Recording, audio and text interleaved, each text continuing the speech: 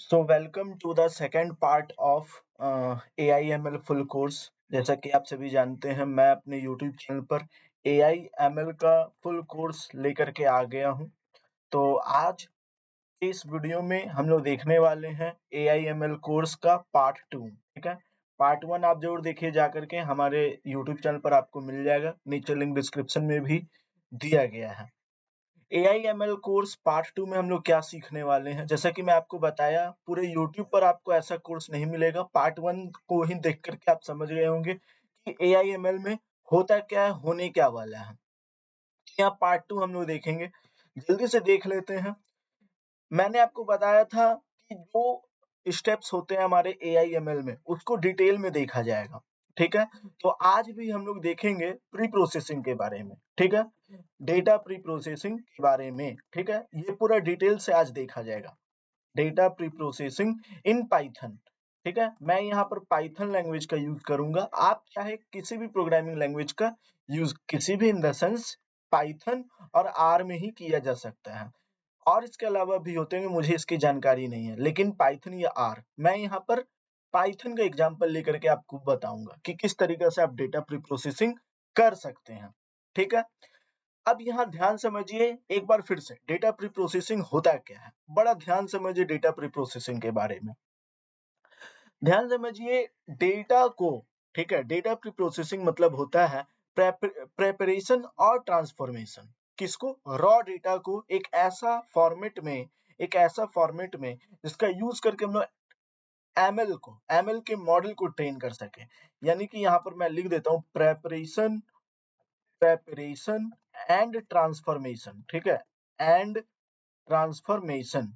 ठीक है, यानी प्रेपरेशन और ट्रांसफॉर्मेशन किया जाएगा such that into into a format, transformation of what, of a raw data, of a raw data. किसी भी रॉ डेटा को आपको क्या करना है, प्रिपेयर करना है, ट्रांसफॉर्म करना है एक ऐसा फॉर्मेट में। ठीक है, एक ऐसा फॉर्मेट में जिससे हम लोग अपने एमएल मॉडल को for training ML model, ML के मॉडल को हम लोग ट्रेन कर सके। इसी चीज के लिए बस हम लोग क्या करते हैं, इसी चीज के लिए हम लोग क्या करते हैं, डेटा प्री प्रोसेसिंग करते हैं। यानी बड़ा सिंपल सा डेफिनेशन है, preparation and transformation of of a raw data into a format for training ML model. ये हो गया हम लोग का डेफिनेशन। जैसा कि मैं आपको कल बताया था कि जो भी एक्चुअल प्रोसेस होता है उसके पहले का किया जाने वाला प्रोसेस। यहाँ पर हम लोग देखेंगे tools tools to pre process. ठीक है, प्री प्रोसेस यानी कि हम लोग देखेंगे tools to pre process. Data pre process करने में कौन कौन से टूल्स यूज होते हैं to pre process the data. ठीक है, कौन कौन से टूल हम लोग यूज करते हैं डेटा के को प्री प्रोसेस करने में। ये हम लोग का आज मेनली इस चीज पर हम लोग फोकस करने वाले हैं। ध्यान समझिए, ध्यान से समझिए, हम लोग सबसे पहले डेटा को इंपोर्ट करते हैं। ठीक है, इंपोर्टिंग द डेटा, डेटा को इंपोर्ट करते हैं अपने सिस्टम पर। मैं अभी बताऊंगा कि आप किस तरीका से करते हैं। लेकिन हम लोग डेटा को इंपोर्ट करने के लिए लाइब्रेरी, जो भी हम लोग यूज करना चाह रहे हैं, उसके लाइब्रेरी को इंपोर्ट करना काफी ज्यादा जरूरी होता है। यानी पहला स्टेप आता है हमारा डेटा को इंपोर्ट करने के लिए लाइब्रेरी इंपोर्ट करना। फिर जो भी हम लोग डेटा के साथ खेलना चाहते हैं, जो भी डेटा के साथ, ठीक है, उसको इंपोर्ट करना, इंपोर्टिंग द डेटा सेट्स। ठीक है, ये हो गया हम लोग का दूसरा स्टेप। तीसरा स्टेप में क्या जाता है, taking care taking care of the missing data. हो सकता है हमारे डेटा में कुछ डेटा मिसिंग हो जाए, तो उसको भी हम लोग को ठीक करना होता है। यानी जो भी मिसिंग डेटा होता है उसको ट्रीट करना पड़ता है। तो फिर इस चीज के लिए भी हम लोग को अलग से स्टेप परफॉर्म करना पड़ता है। फोर्थ स्टेप में हमारा जाता है एनकोडिंग कैटेगोरिकल डेटा। ठीक है, एनकोडिंग एनकोडिंग कैटेगोरिकल डेटा, मतलब जो भी डेटा है उसको हम लोग को एनकोड करना है। मैं आपको बताऊंगा ये कैटेगोरिकल डेटा क्या होता है। मैंने कल आपको बताया था डिपेंडेंट और इंडिपेंडेंट वेरिएबल के बारे में, ठीक है? जो भी होते हैं वो उसको एनकोड करना। 2 तरह के डेटा होते हैं, इंडिपेंडेंट वेरिएबल और डिपेंडेंट वेरिएबल, दोनों को हम लोग को एनकोड करना होता है। इन द सेंस उससे हम लोग क्या इंटरप्रिटेशन निकलते हैं, वो हम लोग को देखना पड़ता है। यहाँ पर मैं फिर से लिख देता हूँ डिपेंडेंट एंड इंडिपेंडेंट, ठीक है? डिपेंडेंट एंड इंडिपेंडेंट डेटा, ठीक है? जो भी डिपेंडेंट और इंडिपेंडेंट डेटा है उसको हम लोग को ट्रीट करना पड़ता है। 5th स्टेप में क्या आता है? Splitting the splitting the data. मैंने आपको कल ही बताया था, डेटा को स्प्लिट करना काफ़ी ज़्यादा ज़रूरी होता है। इसके बिना हम लोग का मॉडल ट्रेन नहीं हो पाता है। 6th स्टेप में आता है हमारा फीचर स्केलिंग, ठीक है? फीचर स्केलिंग यही होता है 6 टूल जिसकी मदद से हम लोग पाइथन में डेटा को प्री प्रोसेस कर सकते हैं, ठीक है? इसको मैं अच्छे से लिख देता हूँ। ये हो गया हमारा। अब मैं यहाँ पर लगा देता हूँ। ये 6 टूल्स इम्पोर्टेंट हैं जिसका यूज़ करके हम लोग डेटा को प्री प्रोसेस करते हैं। तो हम लोग अब एक-एक स्टेप को बड़ा ध्यान से पढ़ने वाले हैं। पहला स्टेप है हमारा क्या? इम्पोर्टिंग इम्पोर्टिंग द लाइब्रेरीज़, ठीक है? Importing the libraries. जो भी लाइब्रेरी है, हम लोग को उसको इम्पोर्ट करना है। कैसे इम्पोर्ट करना है? मैं अभी आपको यहाँ भी लिख के बताऊँगा और करके भी दिखाऊँगा। Importing the libraries. इस तरीक़ा से लाइब्रेरी को इम्पोर्ट किया जाता है। हम लोग यहाँ मेनली 3 लाइब्रेरी को इम्पोर्ट करने वाले हैं, मेनली 3 लाइब्रेरी को। पहला हमारा जाएगा नमपाई, ठीक है? नमपाई क्या होता है, इसके बारे में ध्यान समझिए। ज़्यादा मैं आपको डिटेल में एकदम नहीं बताने वाला हूँ, मैं शुरू से बताया कि उतना ही जानेंगे जितना में हमारा काम हो जाए। आप जाकर के पूरे यूट्यूब छान मारिए, यदि आपको एआई-एमएल कोर्स सिखाया जा रहा है, तो वे लोग पाइथन शुरू कर दे रहे हैं सिखाना। मैं मानता हूँ पाइथन सीखना ज़रूरी है एआई-एमएल के लिए, मैं भी सिखाऊँगा, लेकिन उतना ही सिखाऊँगा जितने में आपका एआई-एमएल निकल जाए, काम हो जाए, ठीक है? सारा का सारा चीज़ मैं यहाँ बताने वाला नहीं हूँ। तो नमपाई के बारे में भी बेसिक इन्फॉर्मेशन रखेंगे, जहाँ जो काम आ रहा है उतने ही जानेंगे, ताकि हम लोग जल्दी से इसके रियल लाइफ एप्लीकेशन मॉडल कैसे बनाया जाता है, ट्रेन कैसे किया जाता है, ये सारी चीज़ों को जान सकें। तो नमपाई होता क्या है? नमपाई एक सिंपल सा मैं आपको लिख देता हूँ, सीधा लिख देता हूँ to work with the arrays. Array के साथ में यदि आपको वर्क करना है, तो हम लोग को नमपाई पाइथन का जो लाइब्रेरी है या कहें मॉड्यूल नहीं, मॉड्यूल कहना गलत होगा। मॉड्यूल तो लाइब्रेरी के अंदर बहुत सारे सॉकेट्स जो आ जाते हैं, वो होते हैं। तो नमपाई मतलब एरे में यदि वर्क करना है, तो पाइथन के लाइब्रेरी नमपाई को हम लोग यूज़ करते हैं। अगला लाइब्रेरी आता है हमारा मैथ प्लॉट, ठीक है?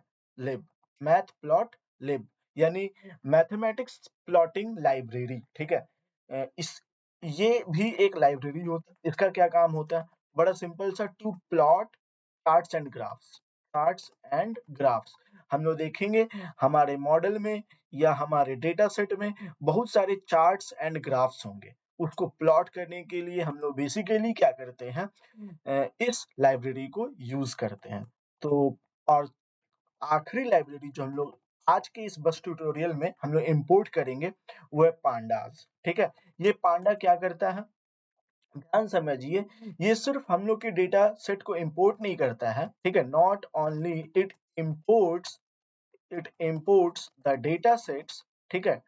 Data sets but also but also it create it creates but also it creates matrix of feature क्या होता है मैं आपको ये भी बता दूंगा।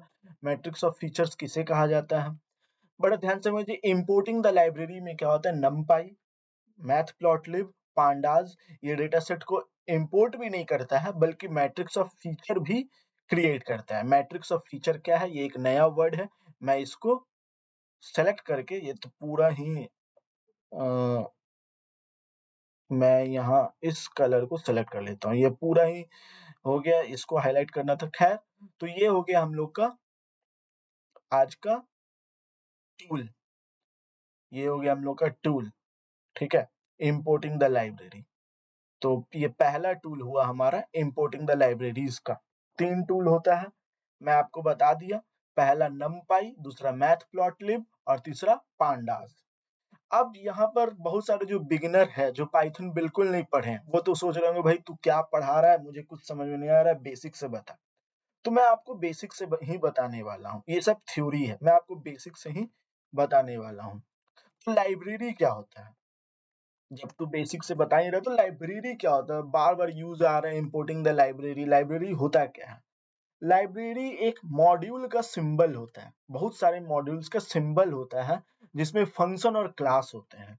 यानी अ सिंबल ऑफ, ठीक है, अ सिंबल ऑफ मॉड्यूल्स, ठीक है?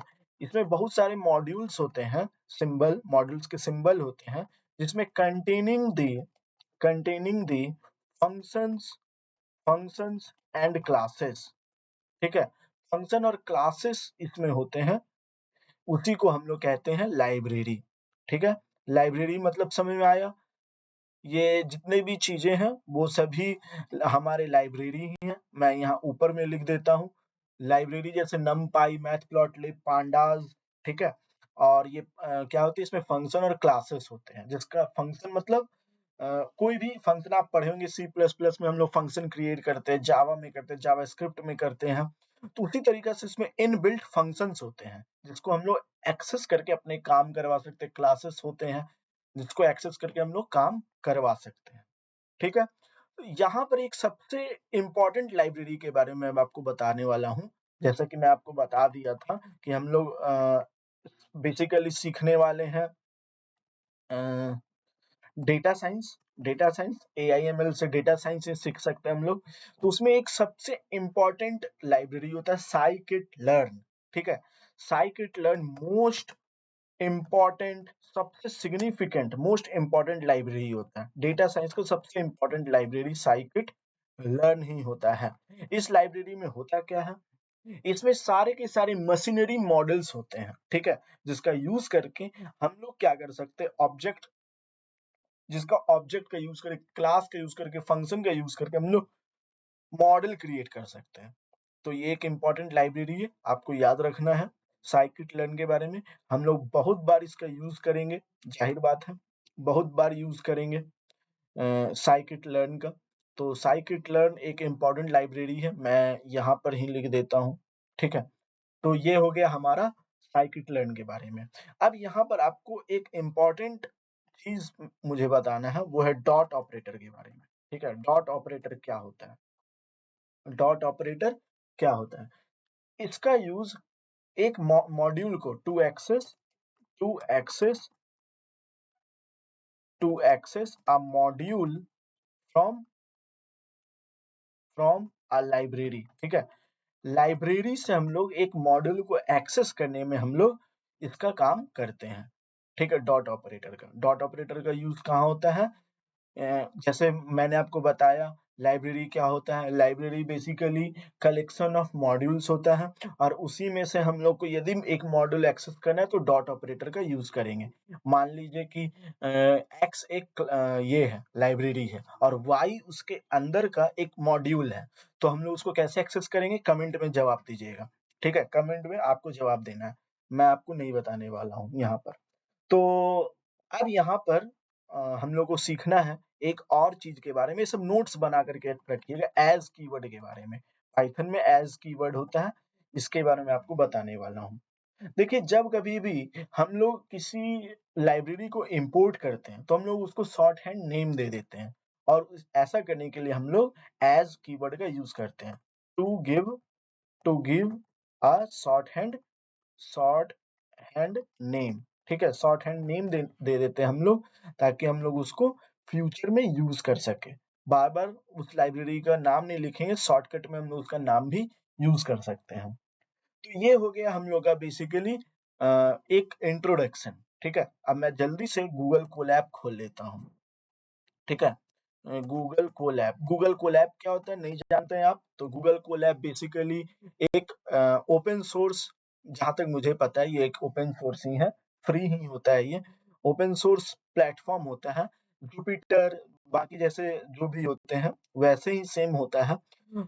आईडीई होता है बेसिकली ये। ठीक है? जिसमें आप लोग बिना किसी पाइथन को इंस्टॉल किए अपने लोकल सिस्टम में आप इन सारी चीज़ों को इम्पोर्ट कर सकते हैं। मैं यहाँ पर पूरा क्रिएट करके नहीं रखा हुआ हूँ, मुझे बस आज इम्पोर्ट वाला ही बताना है। तो मैं यहाँ पर इम्पोर्ट कर लूँगा।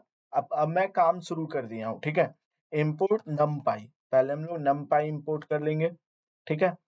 एज़ एनपी मैंने आपको बताया हम लोग एज़ का यूज़ कहाँ करते हैं? इम्पोर्ट मतलब है हम लोग इस लाइब्रेरी को इम्पोर्ट करने वाले हैं एनपी के नाम से। फिर अगला है इम्पोर्ट मैथ मैथ या फिर मैटप्लॉटलिब। अब ये मैटप्लॉटलिब एक क्या है? मैटप्लॉटलिब क्या है? ये एक लाइब्रेरी है। इसके अंदर से हम लोग सिर्फ़ और सिर्फ़ पाई प्लॉट यानी पाई चार्ट जो भी ग्राफ वगैरह होता है, उसको हम लोग चार्ट्स वगैरह होता है, सिर्फ़ उसको हम लोग इम्पोर्ट करना चाह रहे हैं। तो इसीलिए हम लोग लिख देंगे इम्पोर्ट मैटप्लॉटलिब.pyplot, ठीक है? डॉट पाई प्लॉट क्यों लगाया मैं आपको बता दिया कि एक हम लोग को बेसिकली मॉड्यूल एक्सेस करना है लाइब्रेरी में से, बस इसीलिए। और लास्ट में हम लोग को इम्पोर्ट करना है इम्पोर्ट पांडास एज़ पीडी, ठीक है? ये हो गया हम लोग का इम्पोर्ट स्टेटमेंट।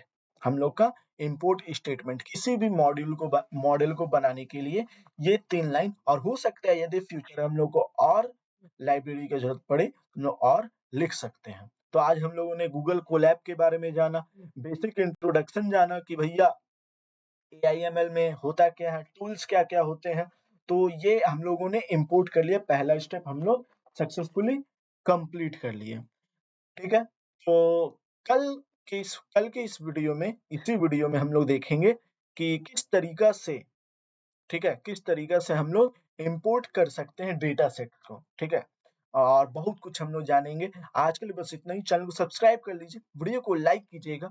एआईएमएल का फुल कोर्स इसी चैनल पर आने वाला है और यकीन मानिए ऐसा कोर्स आपको पूरे यूट्यूब पर देखने के लिए नहीं मिलने वाला है। सब्सक्राइब कीजिए, वीडियो को लाइक कीजिए, शेयर कीजिए।